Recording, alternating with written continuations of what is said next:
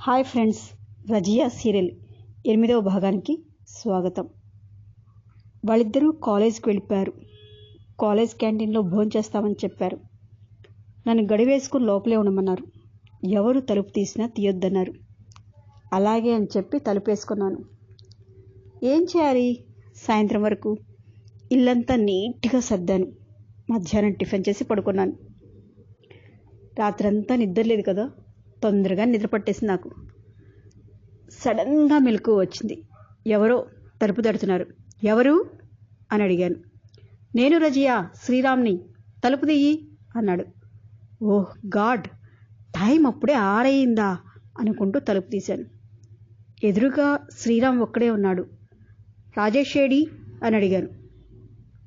ముందు లోపలికి పద, చెప్తాను అని లోపలికి వచ్చి తలుపేశాడు. ఏమైంది రాజేష్కి? గాబరాగా అడిగాను. నా మనసేదో కీడును శంకించింది. కాలేజ్ దగ్గరకు రాజేష్ వాళ్ళ అమ్మా నాన్న వచ్చి తన బలవంతంగా వాళ్ళ ఊరికి తీసుకెళ్లారట. అలాగే కింద కూర్చొని ఏడవడం మొదలుపెట్టాను. రజియా ప్లీజ్ ఏడవకు, నేను ఎలాగైనా రాజేష్ని తీసుకుని వస్తాను, ఏడవకు ప్లీజ్ అని బ్రతిమాలుతున్నాడు శ్రీరామ్. ఇప్పుడు మన ఇద్దరం ఒక రూమ్లో ఉండటం మంచిది కాదు. నేను వేరే ఎక్కడైనా ఉంటాను. నువ్వు మాత్రం ఎవరు పిలిచినా తలుపు తీయకు, తలుపేసుకో అని చెప్పి వెళ్ళిపోయాడు. అటు అమ్మానాలను కాదనుకుని వచ్చాను, ఇటు రాజేష్ దూరమయ్యాడు. తలుపు గడియ పెట్టి అలాగే ఏడుస్తూ ఉండిపోయాను. రాత్రి 10 అవుతుండగా శ్రీరామ్ వచ్చి తలుపు తట్టాడు. అదుర్దాగా తలుపు తీశాను. తన చేతిలోని భోజనం ప్యాకెట్ నా చేతిలో పెట్టి లోపలికి వచ్చి తలుపేశాడు.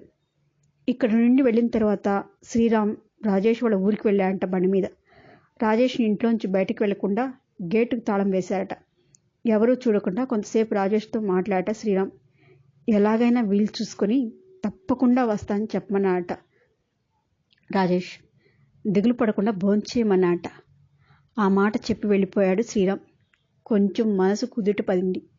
లేచి మొహం కడుక్కొని భోంచేశాను. మరుసటి రోజు ఉదయం రాజేష్ వాళ్ళ అమ్మ స్నానానికి వెళ్ళినప్పుడు గోడ దూకి పారిపోయి వచ్చాడు. నా సంతోషం చెప్పలేంది. పోగొట్టుకున్నది మళ్ళీ దొరికినట్లయింది. అలా 1 గంట గడిచిందో లేదో, దబదబా తలుపు మీద బాధించప్పుడు రాజేష్ వెళ్ళి తలుపు తీశాడు. ఎదురుగా వాళ్ళ అమ్మా నాన్న. ఏం మాట్లాడాలో తెలియక అలాగే బొమ్మల్లా నిలబడిపోయాం ఇద్దరం. ముందుగా రాజేష్ వాళ్ళ నాన్నే మాట్లాడారు. జరిగింది ఏదో జరిగిపోయింది, ఇంటికి రండి, పెళ్లి చేస్తాం అన్నారు.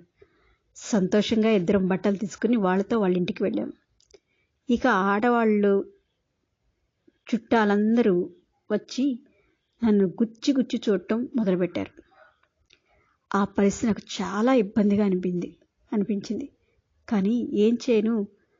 ఆ తర్వాత 2 రోజులకు మా పెళ్లి చాలా ఘనంగా చేశారు.